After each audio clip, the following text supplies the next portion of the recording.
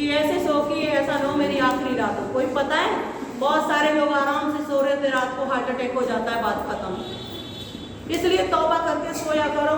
किसी का दिल दुखाया हो या किसी से कोई गलत बात कह दी हो या किसी से नफरत हो या लड़ाई झगड़ा हुआ पड़ा है, आपका पति पत्नी में लड़ाई करके सोए हैं, तो परमेश्वर से माफी मांग के सोया करो। ऐसा ना हो रात को यीशु मसीह आ जाए और तुम पाप में पड़ के सो जाओ, परमेश्वर तुम्हें यहीं छोड़ जाए।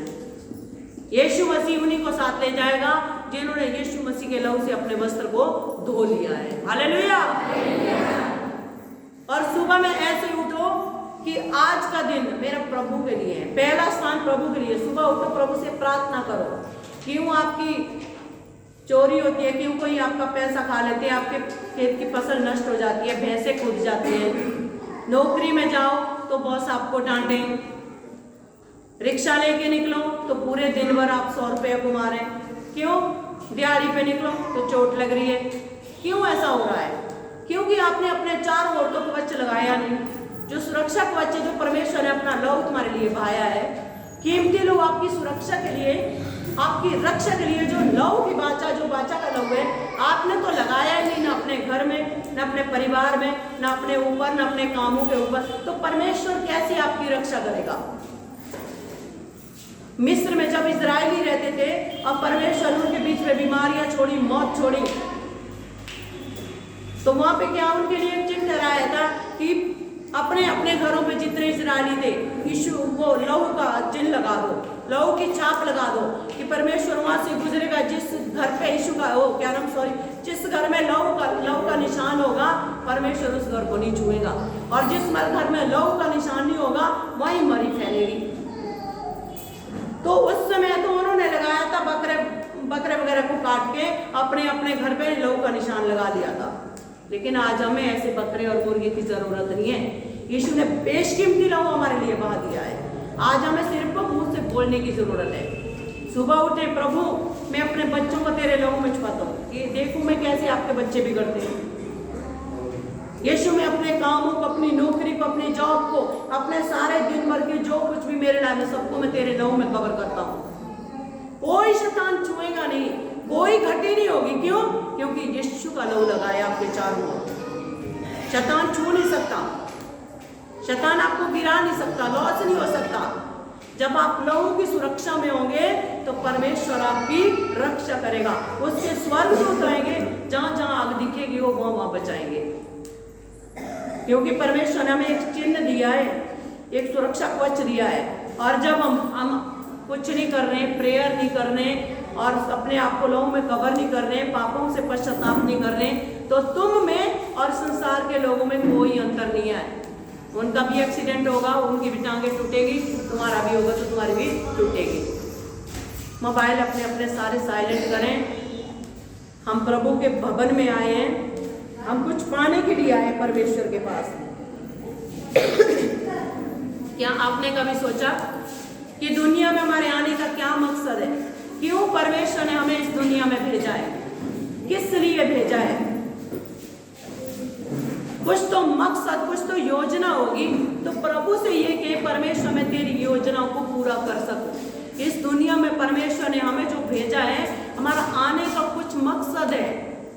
परमेश्वर ने अगर आपको, हम सबको यहाँ पे बुलाया है और चुना है, परमेश्वर की कुछ योजना है आपके लिए, हम सबके लिए परमेश्वर के पास योजना है। यिर्मयाह 29:11 में लिखा है कि जो कल्पना मैंने तुम्हारे विषय में बनाई है उन्हें मैं जानता हूँ, वो लाभ की है, हानि की नहीं। लिखा क्या? अंत में मैं तेरी आशा को पूरा करूंगा। परमेश्वर ने हर एक के लिए योजना बना के रखी है। परमेश्वर के पास सबके लिए एक योजना, एक प्लान है कि मुझे निशा सिस्टर के द्वारा ऐसा काम करना है, मुझे राजमाला सिस्टर के द्वारा ऐसा काम करना है, मोहित के द्वारा ऐसा काम करना, बॉबी भैया के द्वारा ऐसा काम करना। हर एक के लिए परमेश्वर के पास प्लान है। बस प्रॉब्लम क्या है? क्यों हम उस प्लान को नहीं कर पा रहे? क्यों उस योजना को पूरी नहीं कर पा रहे? हमें पता ही नहीं है क्यों हम आए हैं। बहुत लोगों को तो लगता है बस इसलिए आए, शादी ब्याह करो, बाल बच्चे पैदा करो, खाओ पियो ऐश करो और उसके बाद चले जाओ। ये काम तो पूरा संसार कर रहा है। सब शादी करते, सबके बच्चे होते हैं, सब प्रॉपर्टी धन इकट्ठा करते हैं और उसके बाद मर भी जाते हैं अपनी औलाद के लिए छोड़ के। और बस एक नेम प्लेट लगती है और फोटो पे माला टंगी जाती है, नीचे क्या लिखा जाता, स्वर्गीय, चाहे वो किधर गया हो। परमेश्वर चाहता कि हम इस धरती पर रहते हुए राजा महाराजाओं की तरह जीवन जिए। और ये कब होगा? जब आप प्रार्थना करोगे। कब आपके बंधन टूटेंगे? जब प्रार्थना करेंगे। मत्ती की पुस्तक में लिखा है कि जो दुष्ट आत्माएं होती है, जादू टोने की आत्मा होती है, बिना प्रार्थना और उपवास के कभी नहीं जाती हो। संडे में भी कितनी प्रार्थना आपके लिए कर लो, वो तो परमेश्वर के एक गिफ्ट है कि आप लोग गवाहियों के साथ आते हैं। लेकिन छोटी छोटी गवाहियों के लिए परमेश्वर ने आपको नहीं बुलाया, बड़ी बड़ी गवाहियों के लिए बुलाया है।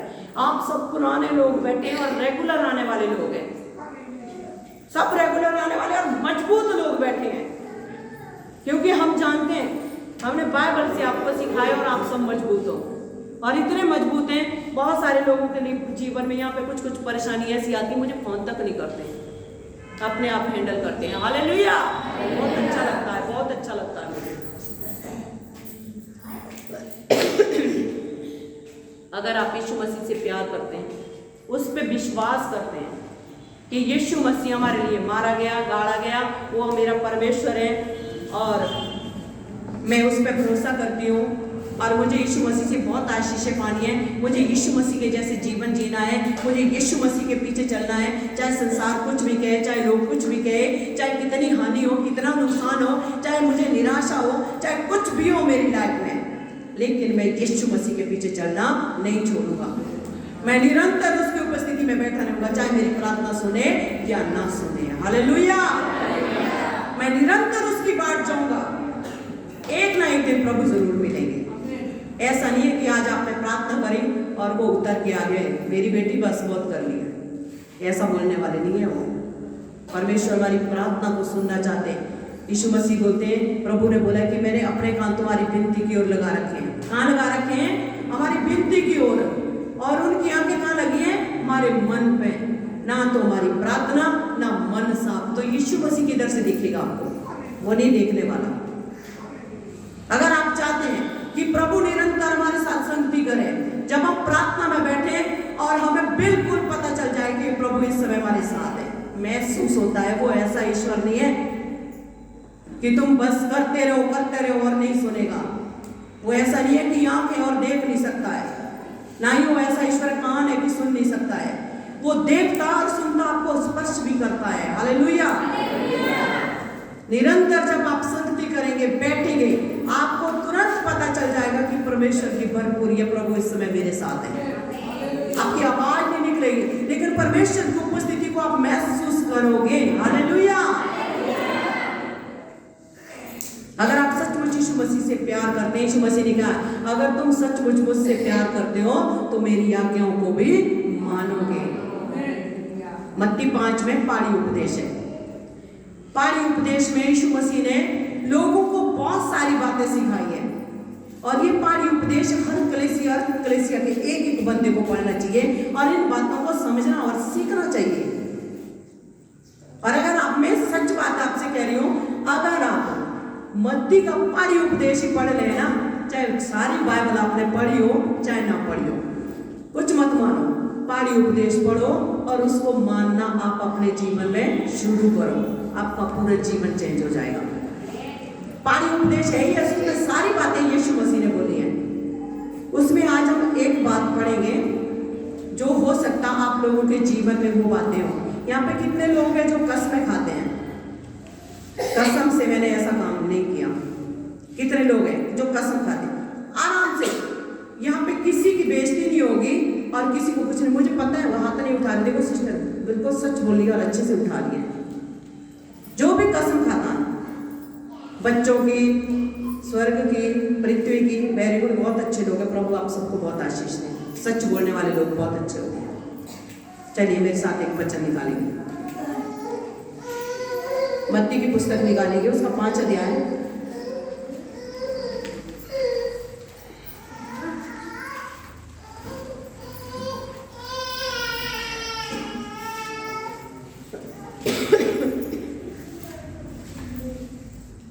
सबके निकल गई मत्ती 5।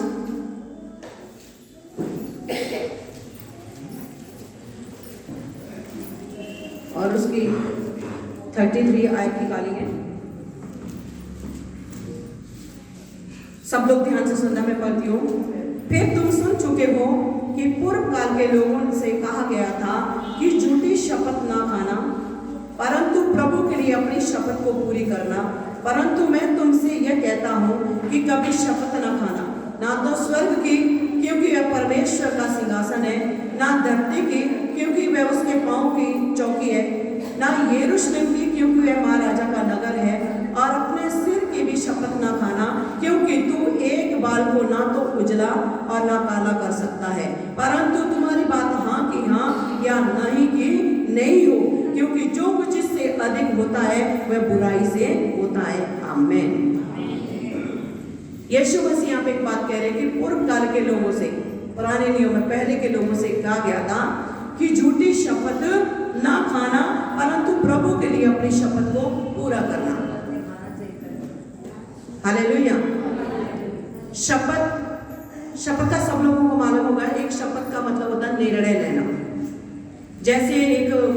जैसे दिल्ली में केजरीवाल की सरकार आई और केजरीवाल ने एक शपथ ली। मुख्यमंत्री की गद्दी में बैठने से पहले हर नेता, हर लोग लेते हैं, शपथ लेते हैं कि मैं बड़ी ईमानदारी से, पूरी निष्ठा से, पूरे विश्वास से सब लोगों का, पूरी प्रजा का क्या करूंगा, विकास करूंगा, सबके लिए काम करूंगा, एक समान समझूंगा। तो उनको निर्णय लेते और शपथ खाते कि मैं कभी भी अपने काम से हटूंगा नहीं, जो कार्य उसके करने वाले को मैं पूरा करूंगा। और शपथ का यहाँ पे लिखा कि पूर्व काल के लोगों से कहा गया था कि झूठी शपथ ना खाना, कि अगर तुमने खा ली तो प्रभु के लिए शपथ को पूरा करना। बहुत सारे लोग भी यहाँ पे वो चाहे कहीं भी हो, जो भी विश्वासी हो, बहुत सारे लोग शपथ खाते हैं, मतलब एक प्रभु से वाचा कहते हैं, बांधते हैं कि मैं प्रभु के लिए ऐसा करूंगा, मैं 40 दिन के उपवास रखूंगा। किससे वादा कर रहे हो? परमेश्वर से। क्या कर रहे हो कि मैं 40 दिन के उपवास रखूंगा, मैं प्रभु के भवन के लिए ऐसा काम करूंगा, मैं प्रभु के भवन के लिए ये दूंगा, मैं ऐसे जाके वहां जाके ऐसा करूंगा। बहुत सारी चीजें, बातें ना करें, अभी सिर्फ सुने, आराम से आगे मुझे देखो, फिर समझ नहीं आता। तो क्या होता है कि प्रभु के लिए बहुत सारी वाचा मानते हैं, वादे करते हैं, और उसके बाद उन वादों से मुकर जाते हैं, पूरा नहीं करते। यीशु मसीह कह रहे हैं कि पहले जमाने के लोगों से कहा गया था, इजराइलियों से, पूर्व काल के लोगों से, कि तुम प्रभु के लिए झूठी शपथ ना खाना, कोई वाचा मत मान लो, कोई प्रभु से वायदा मत करो, प्रॉमिस मैं प्रभु के लिए ऐसा करूंगा, मैं तो निरंतर संडे अब चर्च जाऊंगा, प्रभु मैंने कह दिया, और अगले संडे मिस। क्या हुआ? तुम्हारी शपथ झूठी निकली, तुम्हारी वायदा झूठा निकला, तुम्हारी वाचा परमेश्वर से टूट गई।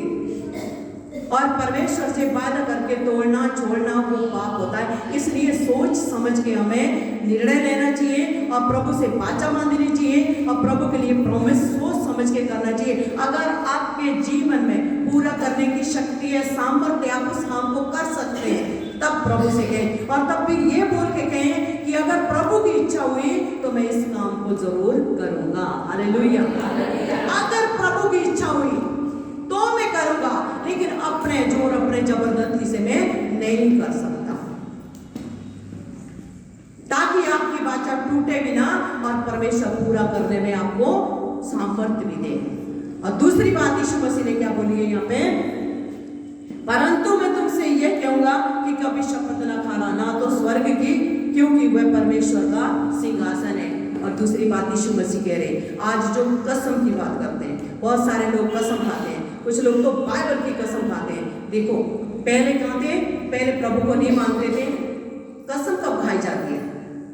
जब हम किसी को किसी बात के, कभी दूसरे को किसी बात में अगर संदेह है, उसको डाउट है कि आपने झूठ बोला मेरे प्रति, आपने मेरे विरुद्ध में ये बातें की है, आपने मेरी ये चीज दी है, तो उस बात को प्रूव करने के लिए कि मैंने नहीं किया है, तो बहुत सारे लोग कसमें खाते हैं। और संसार के लोग मैक्सिमम कसमें खाते हैं। और कैसी कसमें खाते हैं? झूठी। कुछ लोग तो अपने सर की, अपनी माँ की खा लेंगे, अपनी बहनों की खा लेंगे, और अपने बच्चों की भी कसम खा लेते हैं। उन्हें लगता टेम्परेरी है, लेकिन वो नहीं जानते जो वो कर रहे हैं कि वो पाप है। और यीशु मसीह कहते हैं कि कभी कसम मत खाना, ना तो स्वर्ग की, क्योंकि स्वर्ग क्या परमेश्वर का सिंहासन है, और न पृथ्वी की, क्योंकि पृथ्वी परमेश्वर के पांव की चौकी है। लिखा ना तो यरूशलेम की खाना, अपने घर की, अपने नगर की तक मत खाना, क्योंकि वो महाराजा का क्या है, वो गढ़ है। हालेलुया, महाराजा का नगर है। लिखा कि अपने सर की भी शपथ मत खाना। लिखा कि तुम जो है ना, हम लोग, हमें इतनी भी शक्ति, इतनी सामर्थ्य नहीं है कि हम अपने सर के बाल को, एक बाल को काला या सफेद कर सकें। तो परमेश्वर ये कह रहा है कि तुम्हारी बात हाँ की हाँ और ना की ना में होनी चाहिए। और अक्सर जो शपथ, जो कसमें खाते हैं, वो झूठे लोग ही खाते हैं। आपको मालूम है कोर्ट में सबसे पहले क्या होता है, शपथ खाई जाती है, वहां पे कसमें खाई जाती है ना, कि मैं जो भी बोलूंगा वो सच बोलूंगा और सच के सिवा मैं कुछ नहीं बोलूंगा, और टोटली झूठ बोला जाता है। वहां पे एक पुस्तक लाई जाती है, उसके ऊपर हाथ रख के, और टोटली झूठ बोला जाता है। तो उस कसम का क्या फायदा हुआ है?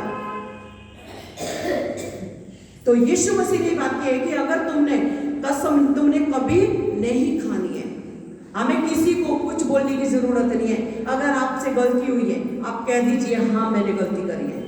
आपसे गलती नहीं हुई है, आप सच बोल रहे हैं, आप सीधे बोलिए मैं सच बोल रहा हूं, अब आगे तेरी मर्जी, विश्वास कर या ना कर। प्रभु ने कहा है कि अगर तुम इससे बढ़ चढ़ कर कुछ बोलते हो तो वो उससे क्या होता है, बुराई होगी, पाप होता है। तो इसलिए हमें कभी कसम नहीं खानी चाहिए, और कभी झूठी कसम नहीं खानी चाहिए, और विश्वासी लोगों को बिल्कुल कसम नहीं खानी चाहिए, क्योंकि यीशु मसीह से अगर आप प्यार करते हैं तो उसकी आज्ञाओं को भी आपको मानने की जरूरत है। और आज अगर कोई झूठी कसमें खा रहा है, तुरंत किसी का बच्चा नहीं मर जाता, तुरंत किसी का नुकसान नहीं होता, लेकिन इस मुंह से जितने शब्द निकले हैं, चाहे वो सही निकले हैं चाहे वो गलत निकले, एक एक शब्द का आपको उत्तर जरूर मिलेगा। 1 साल बाद नहीं, 2 साल बाद फंसोगे, 2 साल बाद नहीं, 3 साल बाद फंसोगे। क्यों? क्योंकि बाइबल में लिखा है तू अपनी जुबान के द्वारा फंसेगा। हालेलुया। नीति वचन 26 में लिखा है कि बिना वजह के पाप और शराब पाप पर नहीं पड़ते हैं। क्यों? क्योंकि आप इनवाइट करते हैं, मेरी माँ आंख फड़ रही है, कल से फड़ रही है, पता नहीं अब क्या बुरा होने वाला हो, और जो नहीं होना आपकी लाइफ में, क्यों? आप इनवाइट कर रहे हैं, मेरी माँ आंख फड़ रही है, बुरा ही होगा, तो बुरा ही होगा आपकी लाइफ में, बुरा ही होगा। इसलिए दिशाओं में, चाहे पूर्व हो, चाहे पश्चिम हो, उत्तर हो, दक्षिण हो, मैं आज आपको एक काउंसलिंग दे रही हूँ, समझा रही हूँ, कोई दिशा खराब नहीं है, कोई दिन खराब नहीं है। 7 दिन परमेश्वर ने बनाए, और एक दिन, कोई किसी दिन को अच्छा मानता, कोई किसी दिन को अच्छा मानता, लेकिन हमारे लिए सब दिन एक समान है। और आज का जो दिन है, प्रथम दिन, जो सप्ताह का पहला दिन है, ये प्रभु के लिए ये दिन है। Hallelujah, hallelujah. ये दिन जो है हमें प्रभु के लिए, पहला स्थान, प्रथम स्थान, और सप्ताह का पहला दिन हमारे लिए प्रभु के लिए होना चाहिए, पूरी तरह समर्पित, अपना काम काज छोड़ के आओ। प्रभु ने बोला 6 दिन तो तुम काम काज करो और 7वें दिन विश्राम करो, तब परमेश्वर आशीष देगा। अगर आप 7वें दिन भी लगे हैं बल्ली बांधने, प्लास्टर करने, तो उसमें दरारें ही पड़नी है फिर। Hallelujah, hallelujah. तुम आजमा के देखना, तुम्हें ये लगेगा सिस्टर चाहती है कि हम हर संडे आए, कि पता नहीं सिस्टर को क्या लालच है, कितना देते हो आप जो आपसे लालच है। हालेलुया, है ना। फिर मैं मुंह खोल के बोलती हूँ, लाखों, हजारों, 500 हजार तो नहीं तुम डाल के जाते, जो मुझे लालच की 10-20 हजार मेरा संडे का दान हो जाएगा। 500-700 से पूर्ति नहीं होती है, लेकिन प्रभु का काम चलता है। परमेश्वर का आपका धन नहीं, आपकी संपत्ति नहीं, आपका आत्मा जो स्वर्ग के लिए परमेश्वर ने बना रखा, आपके अंदर इस शरीर में डाला है, परमेश्वर उसे तैयार करना चाहता है।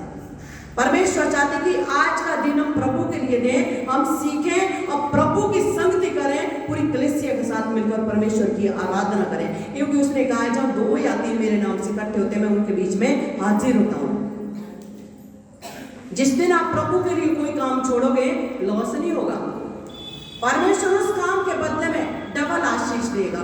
क्योंकि आप आज के दिन कमा के देख लो, जो संडे के दिन कमाता है ना कभी अमीर नहीं बनता।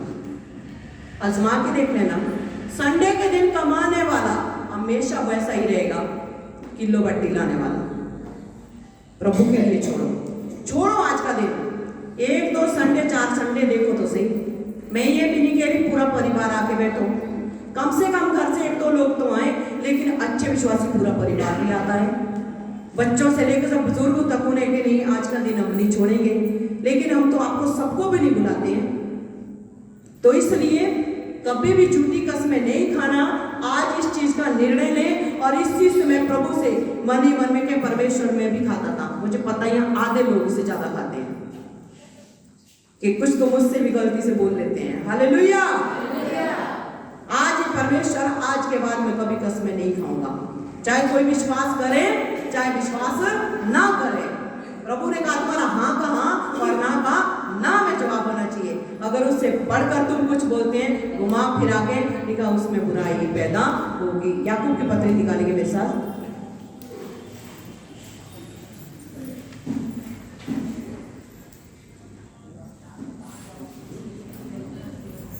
इब्रानियों के बाद है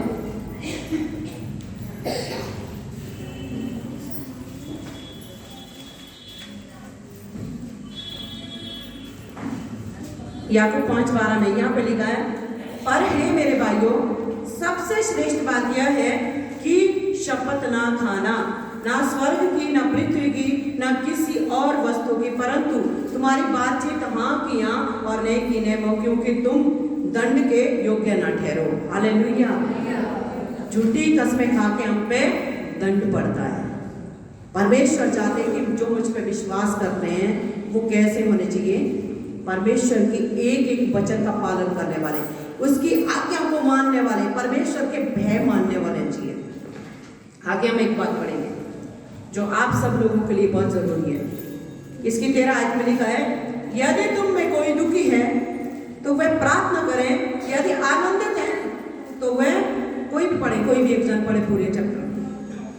यदि तुम में कोई दुखी हो तो वह प्रार्थना करे, यदि आनंदित है तो स्तुति के भजन गाए, यदि तुम में कोई विरोधी है तो कलीसिया के प्राचीन को बुलाए और वे प्रभु के नाम से उसका प्रेम वचन की प्रार्थना करें।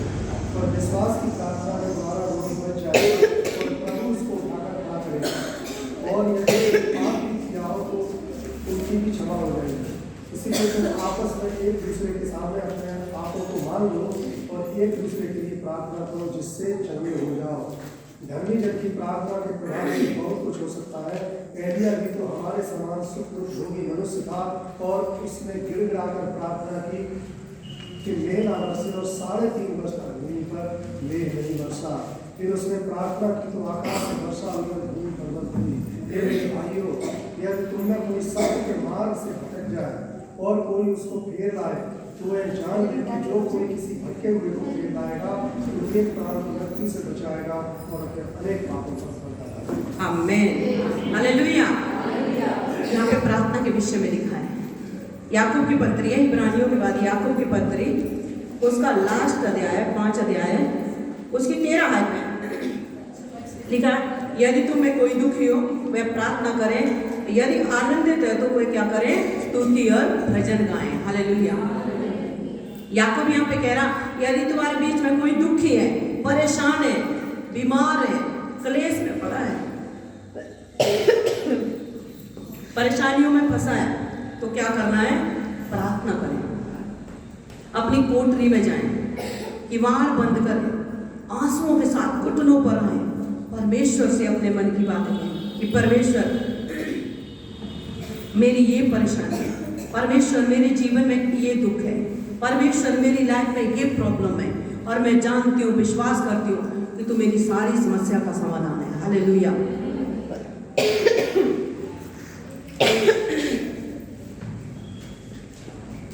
हालेलुया।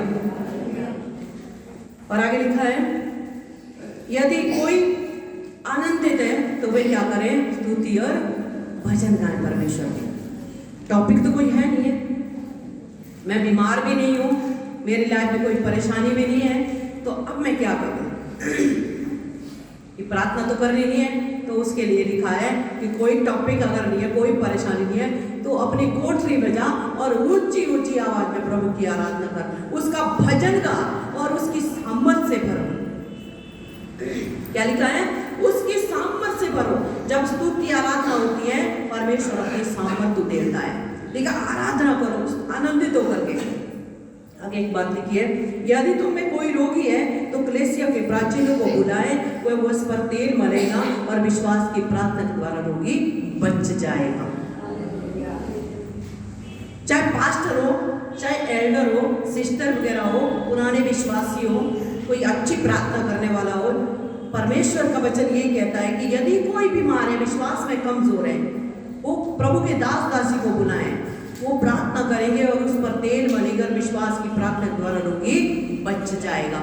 लेकिन कैसी प्रार्थना के द्वारा? विश्वास की प्रार्थना के द्वारा। एक दिन मुझे एक ब्रदर लेने आया, मुझे फोन नहीं किया, कुछ नहीं बोला, आप चलो। मैंने कहा कहाँ चलो? मेरी वाइफ बहुत बीमार है, उसकी हालत खराब है। उनको शाम को भी फोन आया था, प्रेयर क्वालिटी सही हो गई थी, सुबह फिर आया था फोन। अब डायरेक्ट मेरी ऐसे नहीं आते हम, आऊंगी मैं, विश्वास तो करो। मैंने जो ताबीज बांध रखी वो तो खोलो पहले, उसकी मुझे लेने आ गई डायरेक्ट, ऐसे थोड़ी आती हूँ मैं, ताबीज खोलने को तैयार नहीं है। उनको लगा कि ये जैसे तांत्रिक को या डॉक्टर को बुलाने जाओ, चर्च से सिस्टर को बुला के लाओ। विश्वास की प्रार्थना के द्वारा रोगी बच जाएगा। विश्वास मुझे तो है प्रभु पर विश्वास, मैं तेल लगा रही हूँ, लेकिन सामने वाले को विश्वास नहीं तो कैसे रोगी बचेगा? प्रभु ने तो कहा कि विश्वास करोगे तो परमेश्वर की महिमा को देखोगे। उसकी महिमा को तब देखेंगे जब हम उस पर विश्वास करेंगे, निर्भर रहेंगे, उससे प्रार्थना करेंगे। आगे लिखा, और विश्वास के द्वारा लिखा प्रार्थना के द्वारा रोगी बच जाएगा। और लिखा प्रभु उसको उठाकर खड़ा करेगा, और यदि उसने पाप भी किए तो उनको भी परमेश्वर क्या करेगा? क्षमा करेगा। एलिया के बारे में लिखा कि एलिया भी हमारे समान कैसा था? दुख सुख भोगी व्यक्ति था।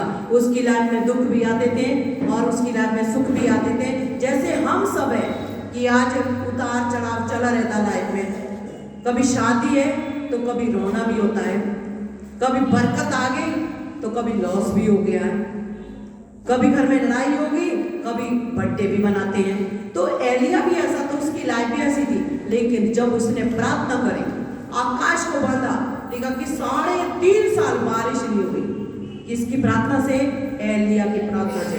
उस जमाने में आपके जैसे पढ़े लिखे लोग नहीं होते थे, लेकिन परमेश्वर पर अटल विश्वास करने वाले लोग थे। परमेश्वर को आपकी पढ़ाई से, आपकी लिखवाई से और आपके धन से, आपके खेत से, आपकी शक्ल सूरत से, आपकी धन संपत्ति से, ऊंचे नीचे से कोई मतलब नहीं है। परमेश्वर को मतलब है आपके मन से। क्या आपका मन परमेश्वर की ओर लगा है? क्या आप पूरे मन से परमेश्वर पर विश्वास करते हैं? क्या आप उसके वचन का पालन करते हैं? बस परमेश्वर आपसे इतना चाहता है। क्या चाहता है? कि हम पूरी तरह उस पर निर्भर रहें और उस पर विश्वास रखें। और जब प्रार्थना करें, कोई भी किसी के लिए प्रार्थना करें, हमें ऐसा विश्वास करना है कि बस प्रभु ने मेरी प्रार्थना सुन ली है और जो कुछ मैंने मांगा वो मुझे मिल चुका है। तब परमेश्वर देता है।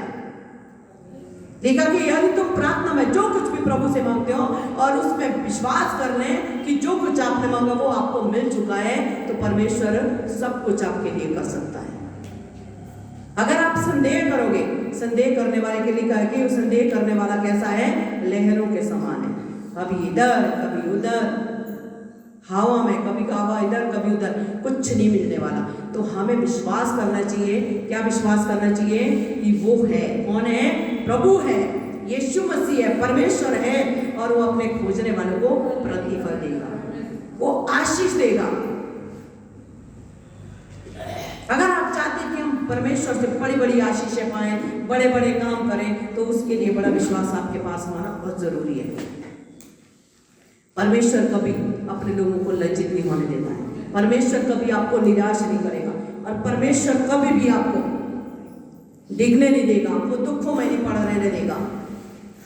कुछ लोगों की आदत होती है, क्या करते हैं? कोई परेशानी हो, कुछ भी हो, पेट में दर्द हो गया, पता नहीं मुझे पथरी तो नहीं होगी, घुटने में दर्द हो गया, पता नहीं घुटने की हड्डी तो नहीं घिस गई, कमर में दर्द हो गया, पता नहीं रीढ़ की हड्डी तो नहीं बढ़ गई। दर्द गैस का हो सकता है, थकन का हो सकता है, ज्यादा देर खड़े रहने से हो सकता है, लेकिन तुम आइडिया क्यों लगाते, पता नहीं ऐसा तो नहीं हो गया, जो नहीं हो गया वही होगा। इसलिए अपनी सोच विचारों में कब्जा रखो। एक गाना, सोचों पे कब्जा, जुबान पे कब्जा, कर ले कब्जा ए पाकरू। तो पवित्र आत्मा को अपने ऊपर कब्जा करने दो। मैं कहती हूँ प्रार्थना में भाई लोग एक भी नहीं भरे, एक भी पवित्र आत्मा से नहीं भरे। अन्य भाषा के प्रदान नहीं है, बहनों के पास है, क्या इनको एक्स्ट्रा मिलता है? नहीं, फुल डेडिकेशन के साथ बेचारी आती हैं, पूरे सप्ताह झाड़ू पोछे आपके कपड़े धोती रहती हैं, आपकी सेवा में लगी रहती हैं, और आज का दिन मिलता बेचारी बस आती है, प्रभु के आगे बैठ जाती है। और आप लोगों को लगता है एक भाई एक बात है, एक बार की बात है, एक भाई बात कर रहा था मेरे हस्बैंड से कि औरतों को ही पवित्र आत्मा मिलता है और औरतें ही सबसे ज्यादा सामर्थ्य होती हैं। कि बाइबल में लिखा कि जहाँ पाप है वहाँ अनुग्रह भी बहुत है। बोला औरतें ज्यादा पापी होती हैं। ना औरतें ज्यादा पापी है, ना भाई लोग ज्यादा पापी है, बस रिसीव करने की बात है, डेडिकेशन की बात है, विश्वास की बात है। क्या आपके पास वो विश्वास है? बहनें, जितनी भी बहनें यहाँ पे बैठी है, जितनी भी अपने यहाँ की बुरी परिस्थिति है, यहाँ की औरतों की बहुत बुरी परिस्थिति है, घर में भी परेशानी उठाती है, दबी रहती है, मतलब यहाँ पे औरतों को दबाया जाता है। तो एक मौका मिलता है प्रभु के पास फ्रीडम का, वहाँ आजादी है, कोई रोक टोक नहीं है, बस अपनी पर्सनल बाइबल और सब कुछ, वहाँ कोई पाबंदी नहीं है। इसलिए खुल करके प्रभु की महिमा करती है, लाज शर्म सब छोड़ देती है, क्योंकि ऐसा अनमोल खजाना मिल जाता है जिसे कोई भी हमसे नहीं छीन सकता। तो उस खजाने के लिए हर एक के अंदर भूख प्यास होना बहुत जरूरी है। आप पता प्रार्थना में क्यों सुस्त हैं? क्यों आप लोग सुस्त हैं? क्योंकि अब भी आप खुद प्रार्थना कर रहे हैं, और जो शरीर में प्रार्थना करता है ना, वो कितनी देर कर सकता है? हमें मालूम है शरीर में प्रार्थना करने वाला ज्यादा से ज्यादा आधा घंटा। क्यों? अपने जोर से हालेलुया, कभी जमाई, कभी खुजली, कभी पैर सीधे तो कभी मोड़ रहे, कभी ध्यान भटक रहा, फिर मोबाइल में कुछ तो अलार्म लगा के प्रार्थना करते होंगे, आधा घंटा बैठना है, चाहे ध्यान किधर ही भटके, है ना? और जब आप होली से भरोगे, पवित्र आत्मा से भरोगे, परमेश्वर तुम्हें प्रार्थना करने की सामर्थ्य देगा। उस दिन तुम खुद नहीं, पवित्र आत्मा आपके द्वारा प्रार्थना करेगा। हालेलुया। और उस दिन जब पवित्र आत्मा आपके द्वारा प्रार्थना करेगा तो आपके लिए 2.5-3 घंटे भी कम पड़ जाएंगे। आप ऐसा विश्वास तो करें, उससे प्रार्थना तो करें, प्रभु से मांगे तो प्रभु मुझे अपने पवित्र आत्मा से भरो। उसने कहा मांगोगे तो तुम्हें दिया जाएगा, ढूंढोगे तो पाओगे, खटखटाओगे तुम्हारे वास्ते खोला जाएगा। आप मांगते ही नहीं तो कहां से पवित्र आत्मा देगा? उसने साफ कहा है कि मांगो तो तुम्हें पवित्र आत्मा दिया जाएगा। देखा कि एक बाप जब उसका बच्चा उससे मछली मांगे, क्या वो बदले में सांप देता है? रोटी मांगे, क्या वो पत्थर देगा?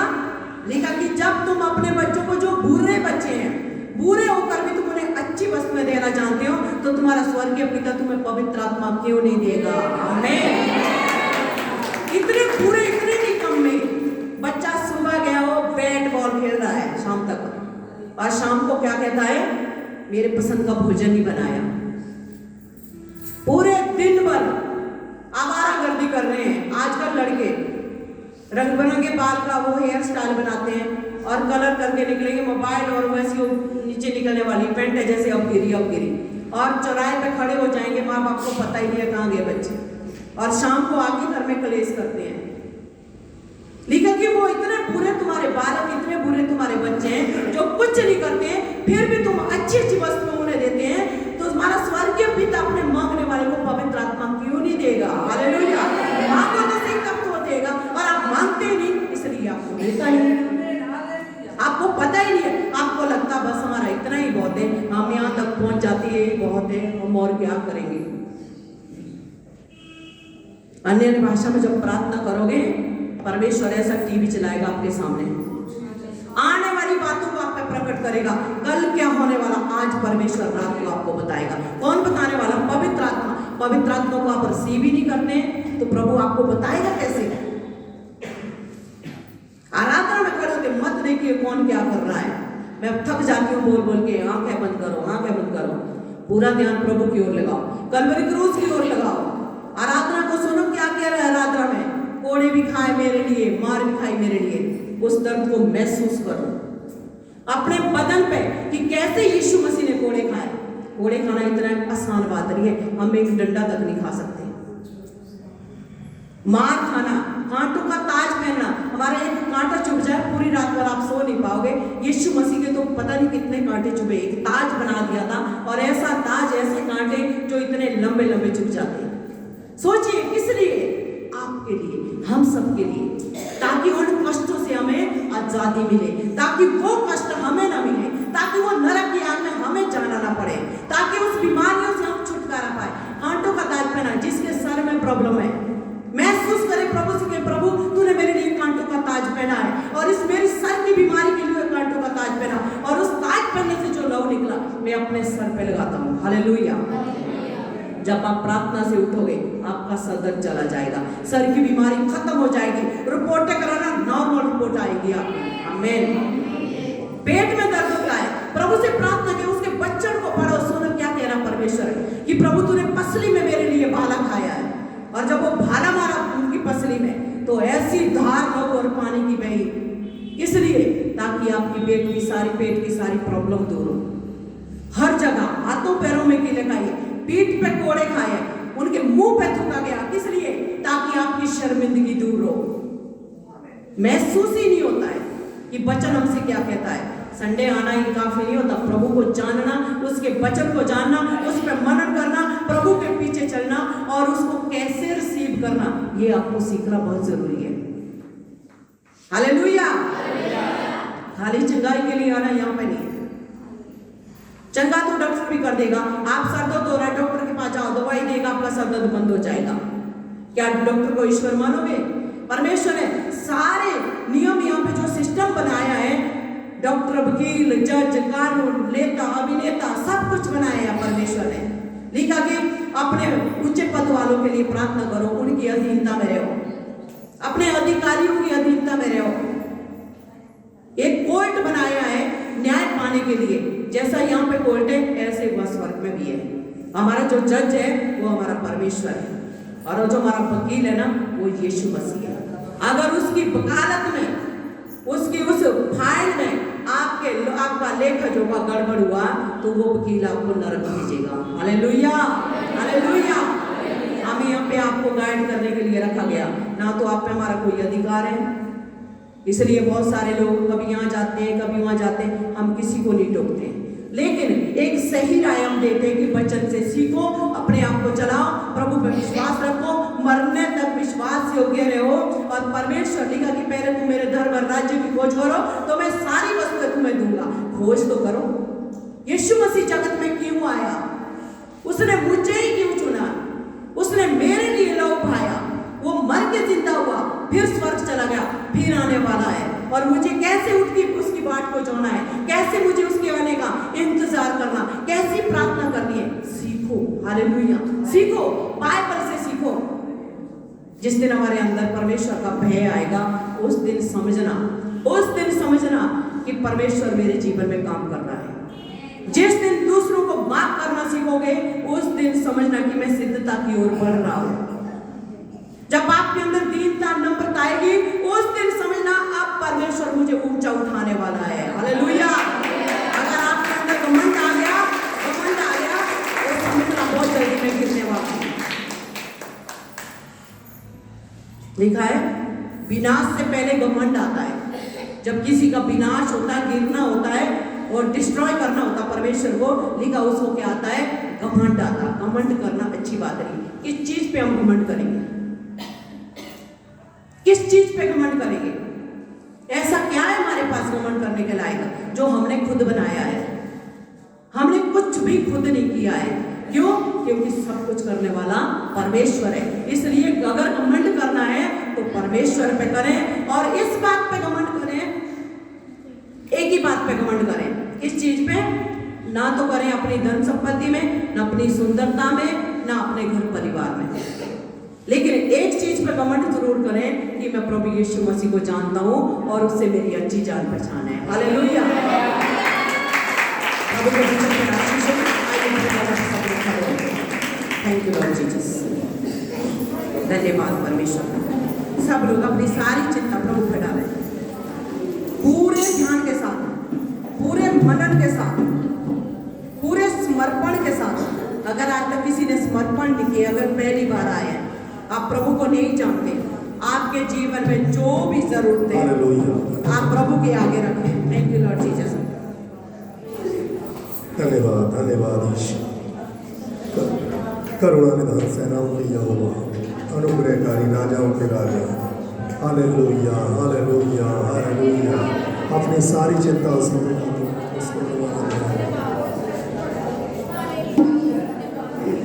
धन्यवाद ईश्वर। तेरा रूह मेरे पर करुणा निधान राजाओं के राजा। Hallelujah hallelujah hallelujah hallelujah hallelujah hallelujah hallelujah hallelujah hallelujah hallelujah hallelujah. आप विश्वास रखें, आज आप पवित्र आत्मा से सब लोग भर जाएंगे। अगर आपके अंदर इच्छा